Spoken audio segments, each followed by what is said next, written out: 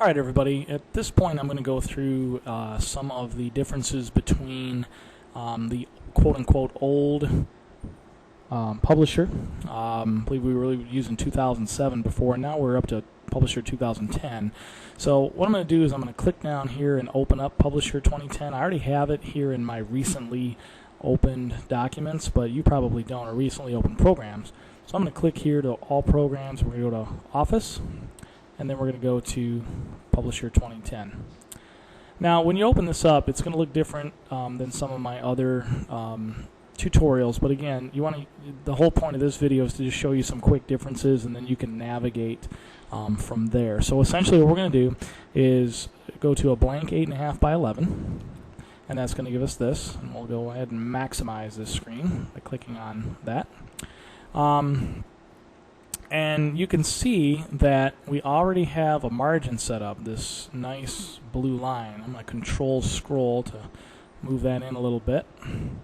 And we'll move this around. Okay, center it up a lot. So that's a 1/2 inch border all the way around, which is exactly what I want. The old program set it up, I think, to 1 inch border. So this is all set for us. So that's all set for us, and now what we want to do is, if we did want to change it, we'd go to Page Design, and I'd go to Margins, and then I can change that to different sizes. There's the 1 inch all the way around. There's a 1/4 inch, so you can see the difference real quick there. Okay. So now that margin is set up for us, I'm going to show you how to actually bring a photo in. It's actually quite simple and streamlined. I'm going to go to Insert. We're going to insert a picture, and I've got a bunch of pictures already set up in here. I'm just going to add this. Let's see here. We'll grab this one of this building. Okay, we click Insert, and there we have this building in there. Okay, so it's pretty straightforward, and you can see I've got a lot of extra space around here. So if I want to crop it, I just go up here to the Crop tool.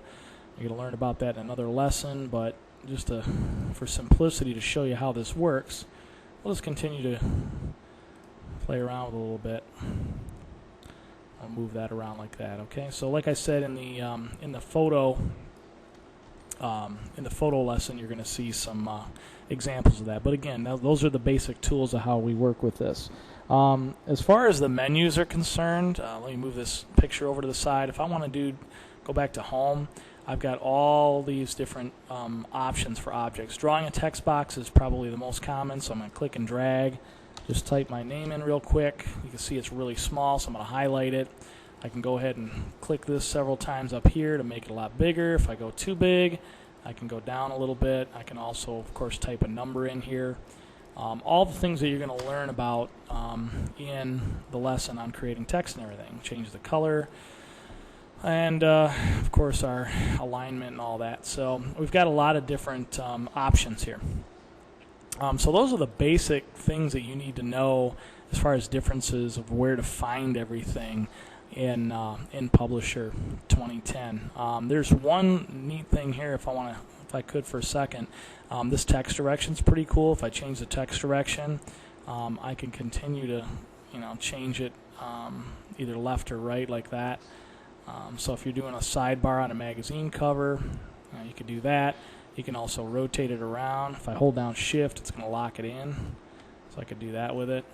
Gives you some cool ideas there. So that's basically it. Of course, when we want to save everything, we go up to File. We can Save As, and we'll talk about saving to your file and everything. And your Z drive, you just go up to your My Computer, and here's your Z drive in there. So you see my Z drive has a ton of stuff in it, and you'll obviously save yours where you need to for your project, but that is essentially the differences with this version of Publisher.